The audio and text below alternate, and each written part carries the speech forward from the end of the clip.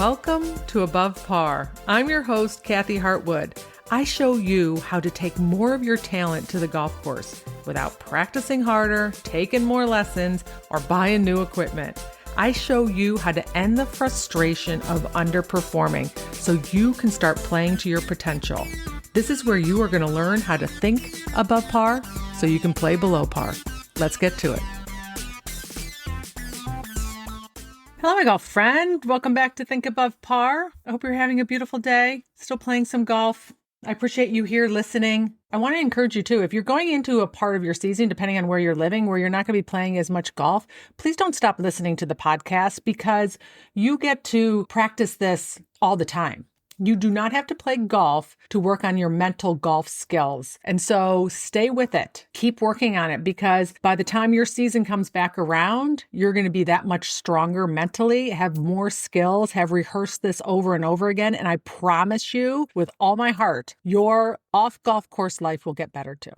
And what I wanted to talk to you today about was having success and what that looks like. And I created a success path based on what my most successful clients have done. And so I surveyed them and I came up with a success path. And I use that inside of your mental caddy and with all of my clients. I share it with them and I want to discuss it with you here. And if you're serious about taking your game and your talent out onto the golf course, I'm going to let you know what the path is, the proven path that my clients have all done to create the results that they have.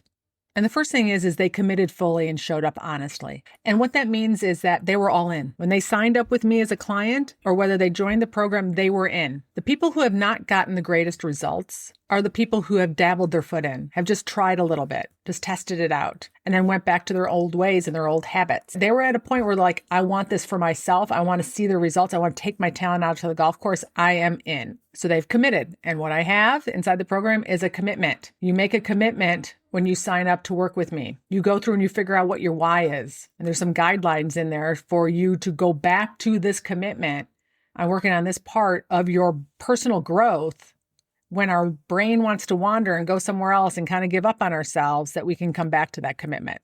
The second thing that they did was they used the tools consistently. Instead of just reading about them, they actually put them to use. And I have lots of self-coaching tools, self-awareness tools.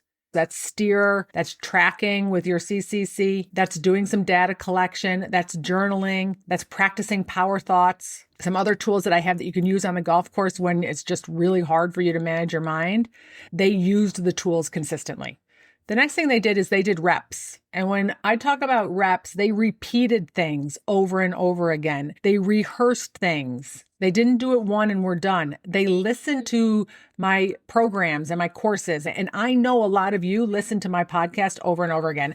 Some of you share with me that you fall asleep listening to my podcast. Bless your heart that you have to listen to my nasally upstate New York, Rochester accent. But that is how you learn. When I look back at my life and I think about the things that I committed to, that I wanted to do and create for myself, I think about the rehearsal and the repetition that I did. So for instance, I skipped a year of high school. I was committed to doing that. I was committed to getting good grades. And part of my learning on why I was a good student, and I was a good student in college too, was repetition. I rewrote my notes over and over and over again. I reread things over and over and over again until I learned it and I had it and then I was good. So commitment and using the tools that I knew for school, for studying and learning material, and then repeating them over and over again was how I created some of that success relative to my education. Then same thing for golf. When I wanted to learn the game of golf, it's repetition. I committed to learning the game, playing the game. I mean, my dad was a golf pro, so it was kind of, I was basically born with a golf tee in my mouth, but I was committed to playing the game and learning it. I practiced and I used the tools that I was taught. I was all in and I repeated my golf swing and my golf game and different shots over and over and over again. I played golf over and over and over again. I've done 3 or 4 sprint triathlons in my life for me learning how to swim. Now, when I say swim, I knew how to swim, but I was just like swim so that I could do open water swimming. I went and took lessons and I did what they told me to do. And I did it over and over and over again. Same thing with running and biking. When I switched careers to do what I'm doing right now, I was 100% in. I just felt like I had the secret for people being able to take their talent on the golf course. It's because I studied about myself and self-growth for all those years while I was teaching golf and playing golf. I wanted to know more because I like to learn. And when I finally had what I thought was that missing piece that put this all together so I can speak very clearly about it with a lot of passion, it's because I listened to that content that I learned about over and over again. It was a podcast that had 400 episodes. I've listened to every single one of them multiple times. I will listen to it until I learn it. I'm doing that right now with things relative to business. I've read the books and I've listened to the Audible multiple times. And I will keep doing it until I get it. So when I saw that come back in the survey of the people who have had the most success, I self-reflected. I'm like, that's what I do. I do that too. And that's how you create success. You don't get to do it just once. So keep listening to my podcast. Come into my community and you get to listen to all kinds of things over and over again.